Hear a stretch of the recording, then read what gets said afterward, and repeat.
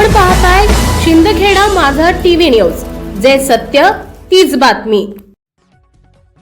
नगरपंचायत हद्दीतील रथ गल्ली व श्री दत्त मंदिर परिसरातील बुराई नदी पात्रात साचलेली अस्वच्छता आणि तुंबलेल्या सांडपाण्यामुळे नागरिक त्रस्त झाले असून हा परिसर स्वच्छ होणार का, असा संतप्त सवाल स्थानिक नागरिक जयवंत सोनू राजपूत यांच्यासह परिसरातील रहिवाशांनी उपस्थित केला आहे।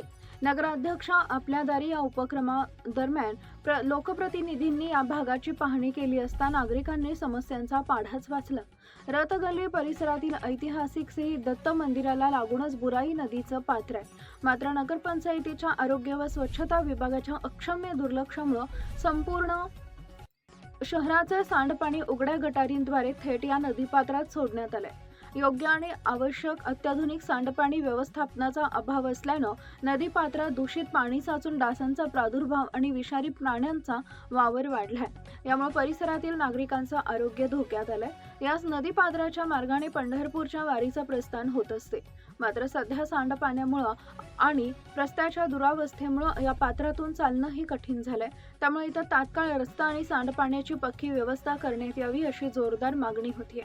गेल्या पंचवार्षिक काळात या भागात अयोग्य पद्धतीनं सुशोभीकरण करण्यात आल्यानं गटारांच्या पाण्याचा निचरा योग्य प्रकारे होत नसल्याचा आरोपही नागरिकांनी केला आहे। श्री दत्त मंदिराच्या थेट आवारातच महिलांचे शौचालय उभारण्यात आलंय। मंदिराच्या पवित्रतेला बाधा पोहोचत असल्यानं हे शौचालय या ठिकाणाहून हटवण्यात यावे अशी मागणी सामाजिक कार्यकर्ते राजेंद्र राजपूत यांनी केली आहे। तसेच या भागापासून काही अंतरावर पुढे महिला व पुरुषांसाठी नवीन स्वतंत्र स्वच्छतागृह उभारावे असंही त्यांनी सुचवले। तसेच उघड्यावर कचरा फेकणाऱ्यांवर कारवाई नगरपंचायतनं करावी, तिथं फक्त नावालाच फलक लावले असेल तर त्याची अंमलबजावणी नगरपंचायतनं करावी अशीही मागणी होतीये। आरोग्य विभाग आणि मुख्य अधिकाऱ्यांकडे अनेकदा तोंडी व लेखी तक्रारी करूनही प्रशासनानं दुर्लक्ष केल्यानं संतप्त नागरिकांनी थेट राज्य शासनाकडे धाव घेतली।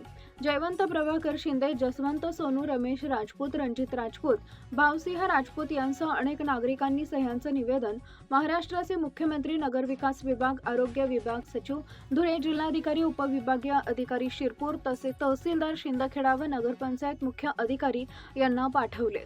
नागरिकांच्या तक्रारींची दखल घेत नगराध्यक्षा कलावती माळी, नगरसेवक व नगरसेविकांनी प्रत्यक्ष घटनास्थळी भेट देऊन पाहणी केली। परिस्थितीचं गांभीर्य लक्षात घेऊन हा प्रश्न लवकरात लवकर मार्गी लावण्याचं आश्वासन नगराध्यक्षांनी दिले।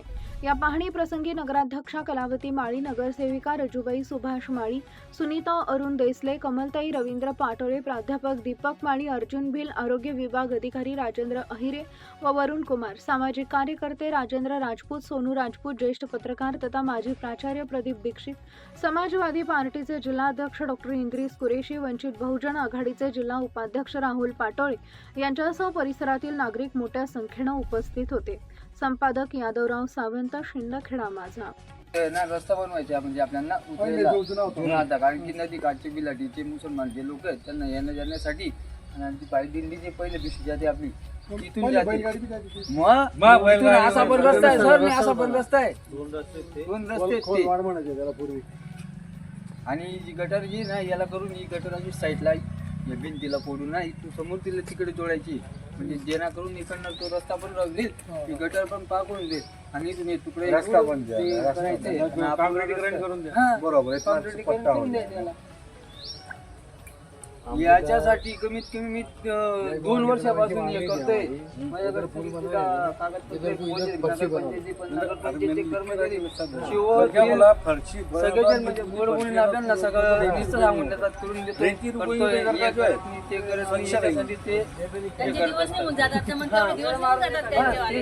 दिवस काढतात ना ते, एवढे दिवस झाले 2 वर्ष झालं सांगितलं मी म्हटलं तुम्ही 2 मिनिटं माझ्यासोबत इथं चला बघून घ्या, येत नाही त्यांना टाइम नाही राहत ना त्यांची सोडायला पूरा पार्क तरी कलम अन्वय नदी पात्रात घाण फेकल्यास आपल्या विरुद्ध पोलीस स्टेशनला गुन्हा दाखल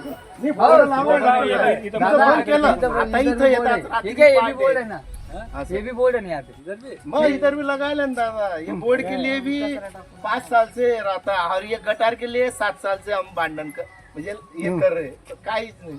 मग आता नेमकं आपलं दुर्दैव दादा बी असं आई होय गे